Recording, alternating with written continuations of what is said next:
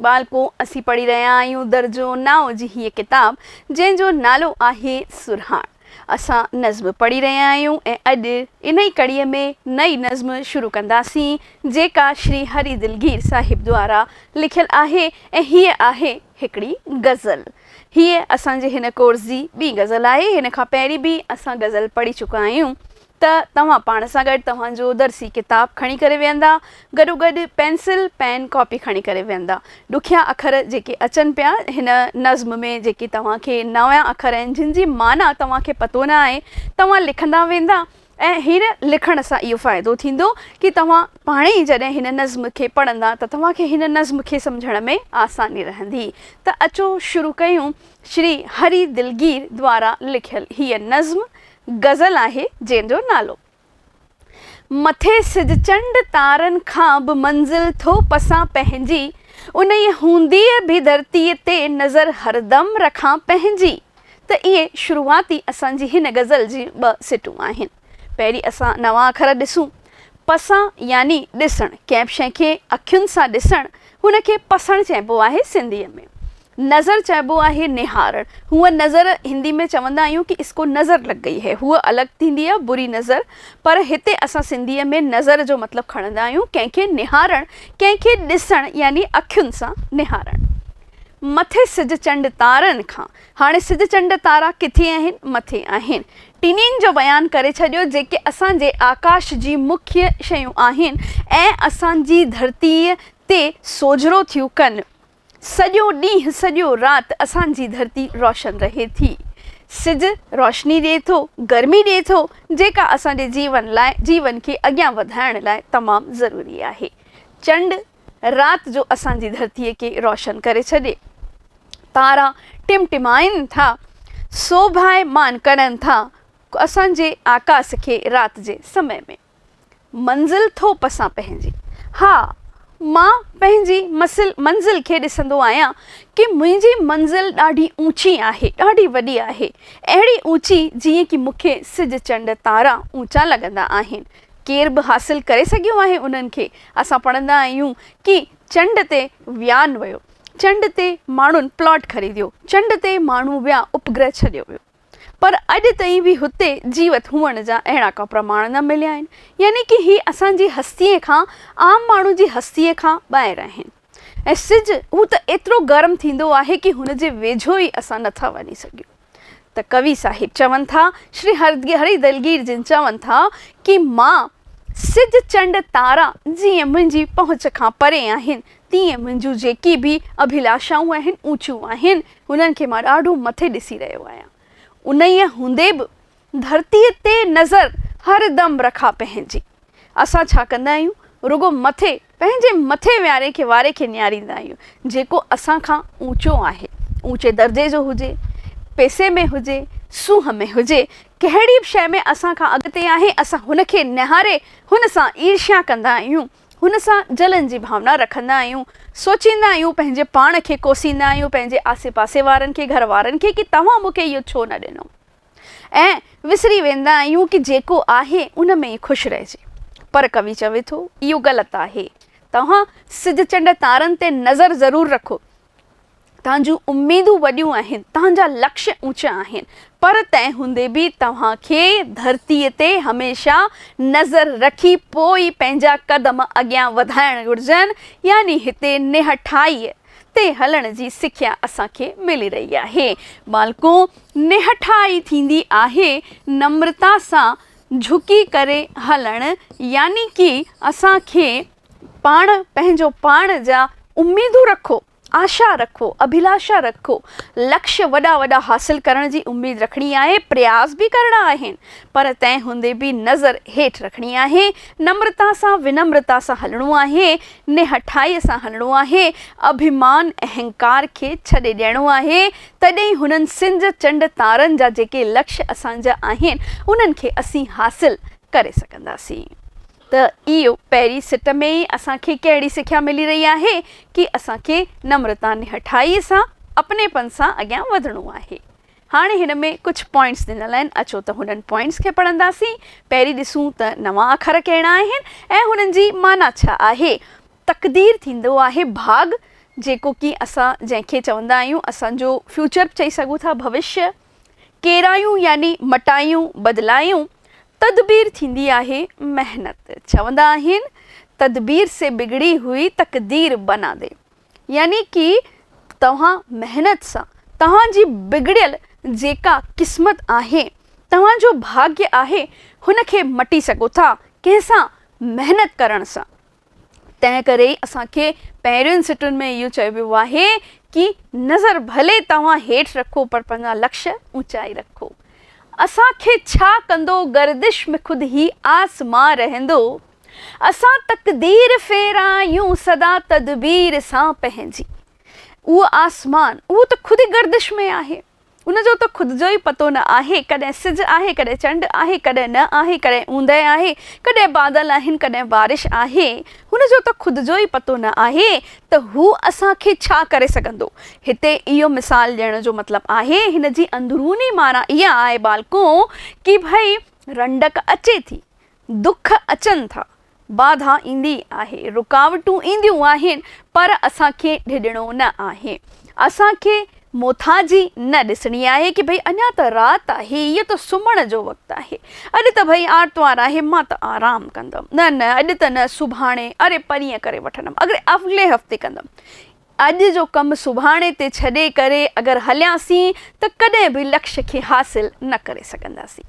त ख़ुदि जे मथां दारो मार रखूं ऐं हलंदा रहूं, नक जी सीध में न। जेको रंडक अचे थी हुनखे तोड़ींदा, मिटाईंदा, हासिल करण लाइ पंहिंजे लक्ष्य खे। असां तकदीर फेराए सघंदा आहियूं।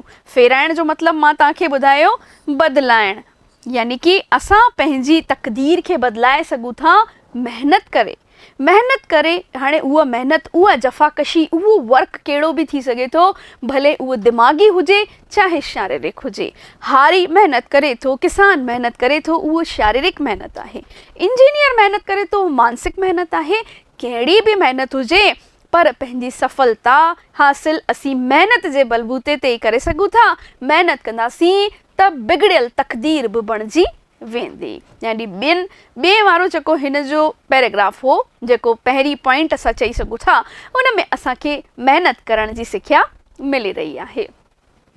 टियों आहे रांदीको। रांदीको यानी खिलोणो। मुक़द्दर थींदी आहे तकदीर, जंहिंखे असीं भाग बि चई सघूं था। यानी ॾिसो बालको, असांखे प्रायवाची बि हिते पतो पवनि पिया। कुॾायूं यानी नचायूं, साण यानी गॾु। हथनि पंहिंजनि में रांदीको, मुक़द्दर जो कुॾायूं था। बणायूं खूब महिनत साण था, क़िस्मत असां पंहिंजी। हाणे हिते वरी असांखे महिनत सां क़िस्मत खे बदिलाइण जी मोटिवेशन मिली रही आहे कि हथनि पंहिंजे में रांदीको मुक़द्दर आहे। यानी मुक़द्दर खे, असांजे भाग्य खे, असांजे हथनि जो रांदीको हिते मञियो वियो आहे। कुॾाइण मतिलबु खेॾाइण, खेलाइण, हुनखे नचाइण, यानी असांजे भाग खे नचाइण वारा केरु आहियूं? असांखे असफलता हासिल थींदी आहे। मान लो इम्तिहाननि में घटि नंबर अची विया, कॉपी सुठी तरह चेक न थियण जो ॾोराफो ॾींदा आहियूं। छा चवंदा आहियूं? न, मुंहिंजी कॉपी सुठी तरह न चेक थी आहे, तॾहिं त नंबर घटि आया आहिनि, मां त पढ़ाई कई हुई। पर इहे ग़लति आहे। ॿिए जे मथां पंहिंजी ग़लती, पंहिंजी असफलता जो दोष हणण खां सुठो आहे असां महिनत कयूं। महिनत कंदासीं, अॼु न सुभाणे असांखे हुनजो फल ॾिसण ई ईंदो। त क़िस्मत छा आहे? क़िस्मत खे ॾोह ॾियणु अजायो आहे। हरी दिलगीर साहिब चई रहिया आहिनि कि क़िस्मत ते ज़ोर न विझी करे क़िस्मत खे पंहिंजे हथनि जो रांदीको मञूं, जंहिंखे असां पंहिंजी मर्ज़ीअ सां खेलियूं ऐं खेले खेले छॾे छॾियूं। कुॾायूं यानी नचायूं हुनखे। तदबीर खे, तकदीर खे बढ़ाइण बिगाड़ण वारा असां ख़ुदि आहियूं। महिनत कंदासीं त तकदीर बि चुटकनि में बदिलजी वेंदी। ऐं महिनत कयूं त क़िस्मत खे बढ़ाए बि असां सघूं था। यानी कि महिनत सां ई सभु कुझु हासिल थी सघे थो। इहो असांखे हिन में ॿुधायो वियो। टियों ॾिसंदासीं, भाण यानी थींदी आहे बालको खाद। हिते ॾिसो, ही येलो में मां लिखी रखियो आहे भाण, ऐं हिते इहो खाद, इहो मीनिंग हिते अची रहियो आहे। ॿियो आहे लहू। लहू आहे रत, खून, जंहिंखे चवंदा आहियूं ब्लड। पसंदी यानी ॾिसण। यानी हिते पसंद अखर अलग थींदो आहे बालको। पसंद यानी कंहिंखे लाइक करण का वरण शइ, ऐं पसंदी आहे हिते ॾिसण, पसंद मतलब की थींदो आहे। कंदासीं भाण हॾियुनि मां लहू गुल गुल ते ॾींदासीं, सदा पसंदी बहारी ऐं वक़्त जा गुलिस्ता पंहिंजी। कंदासीं भाण हॾियुनि मां यानी कि असां पंहिंजी हॾियुनि सां खाद ठाहींदासीं। हॾियुनि सां कीअं खाद ठहंदो भई? लहू गुल गुल ते ॾींदासीं, पंहिंजो लहू रक्त खून असां गुल खे ॾेई छॾंदासीं। यानी हिकु हिते पौधे जो मिसाल असांखे ॾिनो वियो आहे। पौधे जो मिसाल ॾींदे छा चयो वियो आहे कि भई हिकु पौधो आहे ऐं हिन पौधे खे खाद जी ज़रूरत आहे। हिन खाद ॾींदासीं असां पंहिंजी हॾियुनि सां ऐं असां खून ॾेई करे हिन पौधे खे वॾो कंदासीं। सो कीअं? उहो ईअं कि असां मेहनत कंदासीं, जफ़ाकशी कंदासीं, रत कटोरो ॾिबो त भत कटोरो मिलंदो। मतलब आहे हिन पहाके जो कि असां जॾहिं मेहनत कंदासीं, पंहिंजो पघर ॻारींदासीं त असांखे ज़रूरु असांखे हुनजो मिठो मेवो फल मिलंदो। त हीअ जेको मेहनत जो वण आहे न तव्हांजो, इनखे तव्हांखे तव्हांजे खून सां सींचणो पवंदो आहे। तव्हांखे हॾियुनि जहिड़ी मेहनत, तिखी तेज़ मेहनत करणी पवंदी, तॾहिं वञी करे तव्हांखे छा मिलंदो? गुल मिलंदा। हिते गुल जो मतलब आहे कि असांखे मिठो मेवो, मिठो फल, हुनजो असांखे जवाब मिलंदो। सदा पसंदी बहारी ऐं वक़्त जा गुलिस्ता पंहिंजी। असांखे छा ॾिसण ईंदी? सदा मतलब थींदो मालको हमेशह। पसंदी थींदी ॿुधायो मां तव्हांखे, पसंद ॾिसण। बहार हिकिड़ी मुंद आहे, गुलिस्ता पंहिंजी यानी कि हमेशह असांखे छा ॾिसण ईंदो? पोइ बहार जी मुंद ॾिसण ईंदी। कॾहिं बि पतझड़ जो सामनो जीवन में न करणो पवंदो। ऐं कीअं? जॾहिं असां मेहनत कंदासीं। हिन क़िस्मत रूपी वण खे असांखे सींचणो आहे, खाद ॾियणी आहे असांजी मेहनत जी, असांजे रत जी, असांजे पघर जी खाद ॾेई करे, पाणी ॾेई करे असां हिन खे सींचे सींचे वॾो मज़बूत करे सघूं था। ऐं हिकिड़े ॾींहुं असांखे लॻंदो कि भई गुलनि मां त पूरो गुलिस्तां ई असांखे हासिल थी वियो।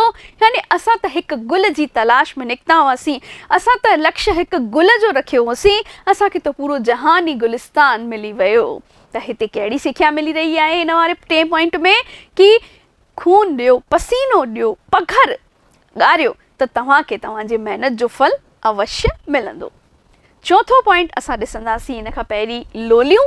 लोली थींदी आहे बालको सुम्हारण वारा गीत, यानी कि ॿार खे सुम्हारण लाइ जेको गीत ॻाइबो आहे तंहिंखे असीं लोली चवंदा आहियूं।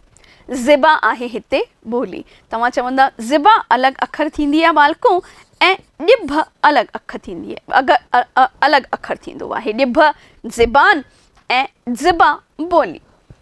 थियुसि वॾड़ो ॿुधी मां सिंध में ही सिंध जूं लोलियूं, सलामत सिंधड़ी सां शाल रहे सिंधी ज़िबा पंहिंजी। यानी कि हिते कवि हरि दिलगीर साहिब पंहिंजी जन्म भूमि सिंध खे यादि करे हीअ सिटूं लिखी रहिया आहिनि। चई रहिया आहिनि थियसि वॾड़ो, मां वॾो थियसि, ॿुधी मां सिंध, सिंध खे यादि कंदे, सिंध हिते देश आहे, असांजो शहर आहे या जन्म स्थली हरि दिलगीर साहिब जी। सिंध जूं लोलियूं यानी मां सिंध में पैदा थियसि, सिंध में वॾो थियसि, लोलियूं ॿुधियूं मां हुते मुंहिंजी माउ खां। सलामत सिंधड़ी सां शाल रहे, प्रार्थना करे रहिया आहिनि प्रभुअ सां, ईश्वर सां कि हे प्रभु मुंहिंजी तोसां हथ जोड़ी वेनती प्रार्थना आहे कि मुंहिंजी सिंधड़ी हमेशा रहे सलामत। सलामत जो मतलब आहे ख़ुशि रहे, ठीक रहे, को बि रंज गम हुनजी न अचे ॾिसण में। सिंधी ज़िबा पंहिंजी, न रुगो मां सिंध लाइ प्रार्थना करे रहियो आहियां, पर मां मुंहिंजी सिंधी ॿोलीअ लाइ बि प्रार्थना करे रहियो आहियां। अॼु जेका दुर्गति थी रही आहे, अॼु जेको बुरो हाल असांजी ॿोलीअ, मिठड़ी अमड़ जो थी रहियो आहे, तंहिंखे ॾिसी हीअ सिटूं यादि थियूं कयूं वञनि कि कवि दिलगीर परमात्मा दर वेनती करे रहिया आहिनि कि ए परमात्मा, तूं असांजी सिंधड़ीअ मथां थोड़ी महर कर, मां सिंध में ॼावसि, लोलियूं ॿुधी मुंहिंजी माउ खां सिंध में वॾो थियसि। विरहाङे खां पोइ हिते आयसि त हिते मां अॼु पंहिंजे सिंध जी सिंधी ॿोलीअ जी हीअ दुर्गति हीअ दुर्दशा ॾिसी रोआं थो, ॻोड़ा था अचनि। छो? छाकाणि त माण्हू हैफ़ था सम्झनि सिंधी ॻाल्हाइण में। पंहिंजे सिंधी हुअण ते फ़ख़ुरु न छॾ महसूसु करणु, बल्कि शर्म थी अचे चवण में कि मां सिंधी आहियां। इहा ॻाल्हि ग़लति आहे। असांखे मोटिवेशन मिली रहियो आहे। छो असां विसरी विया आहियूं असांजी सिंधड़ीअ खे? त प्रभु असां ते कृपा कर, माण्हुनि में जागृति आण। 5 पॉइंट आहे सितारनि तारा, साण गॾु, मुश्का मतलब खिलण या खिला, आबशार थींदो आहे बालको झरणो। सितारनि साण मुश्का थो ऐं ॻायां आबशारनि सां, मूंखां कुदरत ई ॻाराए ॾींहुं रंगी ज़िबा पंहिंजी। हाणे कवि साहिब छा चई रहिया आहिनि? चई रहिया आहिनि सितारनि साण मुश्का थो। राति जो जीअं सितारा तारा आकाश में ईअं लॻी रहियो आहे ॼण मुश्की रहिया आहिनि, खिली रहिया आहिनि, स्माइल करे रहिया आहिनि। ऐं ॻायां आबशारनि सां, मां आबशारनि सां झरणनि सां ॻायां पियो। मूंखां कुदरत ई ॻाराए ॾींहुं रंगी ज़िबा पंहिंजी। मां केरु पियो ॻाराए मूंखे? केरु मोटिवेशन ॾेई रखियो आहे? केरु प्रोत्साहित करे रहियो आहे? केरु हिमथाए रहियो आहे मूंखे? मूंखे कुदरत ॻाराए रही आहे। कुदरती नज़ारा ॾिसी पाणे ई गीत मुंहिंजे मुंहं मां निकिरनि पिया। ॾींहुं रंगी ज़िबा पंहिंजी। हाणे रंगी ज़िबा, ज़िबान मां तव्हांखे चयो ॿोली हिते ॻाल्हाइण, त रंगी ज़िबा कीअं? रंगी ज़िबा मतिलबु अलॻि अलॻि गीत, मिठड़ा मिठड़ा गीत मूंखां हीअ कुदरत ॻाराए रही आहे कि कुदरत जा नज़ारा अहिड़ा त रंगीन आहिनि, अहिड़ा त सुहिणा मज़ेदार ख़ूबसूरत आहिनि कि मूंखे नवनि नवनि गीतनि जूं जेके आहिनि उमेदूं नज़र अची रहियूं आहिनि। 6 आहे ऐं आख़िरी पॉइंट आहे असांजो। असांखे पॉइंट जेको आख़िरी थींदो आहे अधिकतर हुन में कविअ जो नालो ॾिनल हूंदो आहे। तव्हां ॾिसंदा बालको हिते कविअ जो नालो ॾिनल आहे। अश्क आंसू थींदा आहिनि। अश्क उर्दू अखर आहे। दौलत मिल्कियत थींदी आहे यानी कि प्रॉपर्टी जंहिंखे असीं चऊं। जाविदा यानी दायम कायम। दायम जाविदा मतलब कि हमेशह रहण वारो, हमेशह रहण वारो, जंहिंखे असीं कायम बि चई सघूं था बालको। ठीकु आहे, त अचो त पढ़ूं असांजो आख़िरी पॉइंट हरी दिलगीर साहिब द्वारा लिखियल हिन कविता जो। सितारा दिल में दागन जा, अखियुनि में अश्क जा मोती, रही दिलगीर वटि दौलत इहाई जाविदा पंहिंजी। दिलगीर वटि, कविअ वटि चवे थो मूं वटि त हिकिड़ी दौलत आहे। ऐं उहा कहिड़ी दौलत आहे? सितारा दिल में दागन जा, दिल में दाग आहिनि ऐं उहे सितारनि वांगुरु चमकनि पिया। अखियुनि में अश्क जा मोती, ऐं अखियुनि में मुंहिंजे अश्क आंसू आहिनि जेके मोती वांगुरु चमकी रहिया आहिनि। पर तंहिं हूंदे बि मूंखे जेको आहे इहे ई दौलत मां सम्झी रहियो आहियां। कवि पंहिंजे दिलि जे दागनि खे सितारनि मिसल सम्झी रहियो आहे। अखियुनि जे ॻोड़नि खे उहो मोतियुनि मिसल सम्झी रहियो आहे। ईअं छो? ईअं इन करे छाकाणि त जेके बि असांखे कठिनाइयूं दुख अचनि था, जंहिंजी वजह सां असां दुखी आहियूं, परेशान आहियूं, त हू हिकिड़ी असांखे नई उमेद था जगाइनि, आशा जी किरण नज़र अचण लाइ मजबूर कंदा आहिनि कि असांखे कॾहिं न कॾहिं सुख संपत्ति जी प्राप्ति थींदी। आशा जी किरण असांखे मजबूर कंदी आहे कि असां अंधेरे मां निकिरी उजाले जी तरफ़ वधूं। तंहिं करे कवि हुननि अश्कनि खे, आंसुनि खे, दागनि खे बि पॉज़िटिव वे में हिते खयो आहे। त हीअ बालको हरी दिलगीर साहिब द्वारा नज़्म असां अॼु पढ़ीसीं, जंहिंमें असांखे आशावादी नज़रिए रखण जी सिख्या मिली। असांखे सिंध जी यादि ॾियारी वई। असांखे महिनत करण लाइ सिख्या मिली, प्रेरणा मिली कि महिनत करण सबबां ई असांखे गुल छा गुलिस्तान मिली वेंदो। असां पंहिंजो पघर ॻारींदासीं, रत ॾींदासीं त असांखे मिठो मेवो ज़रूरु मिलंदो। हिन में हर सिटुनि जी पंहिंजी अलॻि अलॻि माना आहे। हिन जा जेके सुवाल जवाब आहिनि असां अॻियां ॾिसंदासीं। उम्मीद आहे मूंखे कि तव्हांखे हीअ नज़्म सुठी तरह सम्झ में आई हूंदी। इहो हिन जो पहिरियों भाङो हो जंहिंमें असीं नज़्म पढ़ीसीं। ॿिए भाङे में असां हिन जा सुवाल ऐं जवाब कंदासीं। मिलूं था हिन जे ॿिए भाङे में। तेसीं ताईं नमस्ते।